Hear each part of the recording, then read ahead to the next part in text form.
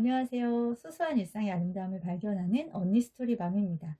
네, 이제 큰아이가 일주일밖에 네, 남지 않았는데 저는 그와 관련된 영상이 아니라 인간관계에 대한 또 제 자신이 좀 최근에 느낀 것들에 대해서 이야기를 나누려고 영상을 네, 찍게 되었습니다. 최근에 우연히 그 서점에 갔다가 이 책을 네, 읽게 됐는데요. 이게 제가 알고 보니까 전에 읽었던 책이더라고요. 근데 제목이 바뀌어 가지고 또 읽게 된 거예요. 근데 그땐 도서관에서 읽어서 되게 좋다고 기억에는 좀 있었는데 새롭게 인제 번역이 된 건지 내용이 정말 좋더라고요. 그래서 이 책을 읽으면서 또 많이 인간관계에 대해서 생각하는 시간을 갖게 됐어요.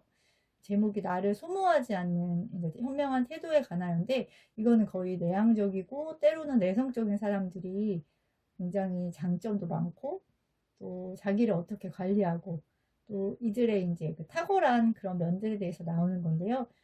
이거는 인제 읽다가 뭐 저한테는 참 힘이 되는 그런 내용이었는데, 제가 인간관계를 할 때 때로는 좀 많이 소모적인 그런 관계를 맺지 않았나라는 깨달음을 좀 얻게 됐어요. 근데 이 책에는 그런 내용이 다 있는 건 아닌데 이제 읽다가 여러 생각을 하다 보니까 그런 것들을 좀 깨닫게 된 것이죠. 저는 인간관계에 있어서는 굉장히 소모적인 그런 모습들이 많이 있었던 것 같은데요. 그게 꼭 누구 때문이 아니라 제가 갖고 있는 당위적인 생각이 있었어요.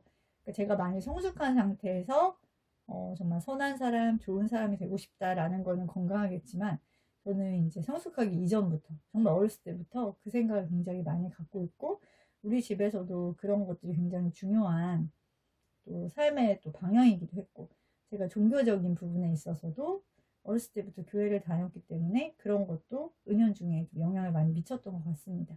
근데 제 성향 자체가 조금 막 화를 잘 내거나 그런 성향도 아니고, 부모님도 좀 오히려 약간 당하면 당했지 누구한테 이렇게 막 하거나 그렇게 하지 않는, 되게 갈등을 좀 불편해하시고 좋게 좋게 생각하시는 그런 면들이 있거든요. 근데 그게 살아가면서는 굉장히 좋은 면이 많죠. 저도 굉장히 긍정적으로 생각하고, 예전에 심리학과 인제 그 졸업 후에 네 그 취업을 했을 때도 그 상담소에서도 언니들도 그렇게 얘기를 많이 했어요. 동기들도 너는 너 되게 긍정적이다. 그래 너는 불만이 너무 없는 것 같아.' 그러면서 약간 '너무 그런 것 같아.'라고 생각을 하더라고요. 근데 그게 저는 좀 더 편했고, 항상 그렇게 살아와서 약간 부정적인 것들을 이렇게 쉽게 생각하는 편은 아니었던 것 같아요. 근데 그게 또 약간 '병이지 않았을까.'라는 생각도 듭니다.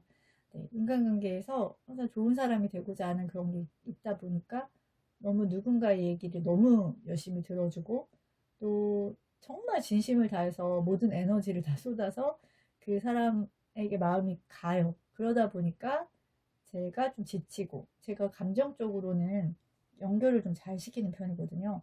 근데 저는 또 인제 저의 또 삶이 있잖아요.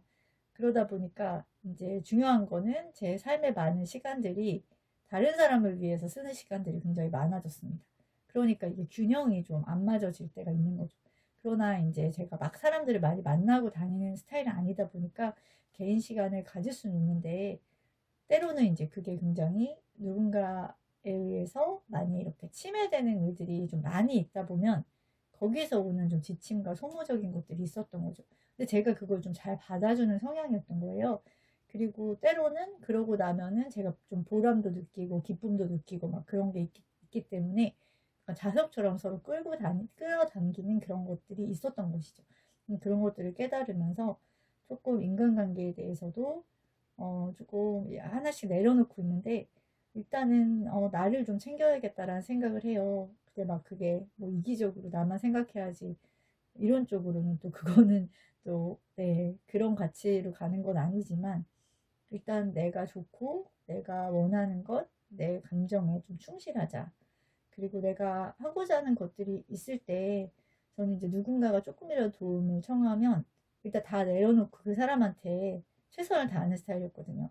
근데 그런 것들이 그 사람을 꼭 위한 게 아니더라고요. 왜냐면 제가 뭔가 충족이 되지 않은 상태에서 그냥 가는 것이 무슨 의미가 있겠어요. 그리고 또 내가 많이 지치게 되고, 그러다 보면 내 삶에 있어서도 건강하지 못한 모습들이 나올 수 있고, 그리고 그 사람 또한 자기의 모든 감정들을 누군가에게 쏟아내거나 또 다른 사람이 자기의 그런 것들을 위로해주고 해결해주는 것이 사실 한계가 있잖아요.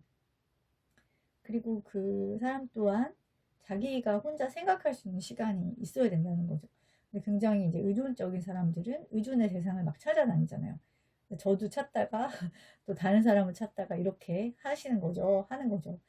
그러다 보니 제가 조금 그 부분에 있어서 생각을 하게 되더라고요. 아, 내가 진짜 정말 중요한 게 뭘까? 그리고 내가 왜 그런 선택을 계속 할까? 왜 그런 것들을 잘 마다하지 못할까?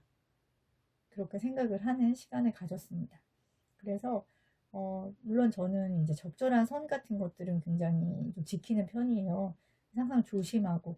그런데 상대가 조금 넘어올 때도 제가 조금 방어적으로 되기는 하지만 거기에 대해서 또 끊지를 못해서 계속 조금 그 선을 이제 계속 넘나들게 되는, 그러면서 저는 또 지치게 되고 그런 상황들이 많이 있었던 것 같습니다. 네, 인간관계에서 중요한 거는 서로 쌍방에 이제 서로 주고받는 것이 정서적인 것이든 시간적인 것이든 여러 가지 면에서 그런 것들이 건강하다는 생각이 들어요. 한쪽이 주는 관계 건강하지 못하다는 생각을 합니다. 왜냐면 나의 시간도 되게 소중하잖아요. 다른 사람에게 물론 내 시간을 정말 이렇게 숭고하게 내어주고, 근데 그렇게 하는 대상이 그 사람이 굉장히 엄청 힘들고 그런 상황일 수도 있지만 그렇지 않음에도 불구하고 그런 것들을 많이 요구하는 경우가 있거든요. 그리고 어떤 인정에 이끌려서 또는 내가 뭔가 좀 정말 누군가를 구원해 주겠다, 누군가를 정말 끝까지 있어주는 그 한 사람이 되고 싶다, 뭐 이런 영웅주의 심리에 의해서 그렇게 하는 것은 굉장히 건강하지 못하다는 생각을 했습니다. 네, 이제 아이가 얼마 남지 않아서 이제 수능이, 그래서 또 그 시간을 또 저도 잘 보내도록 해야겠습니다. 언니 스토리 맘이었습니다.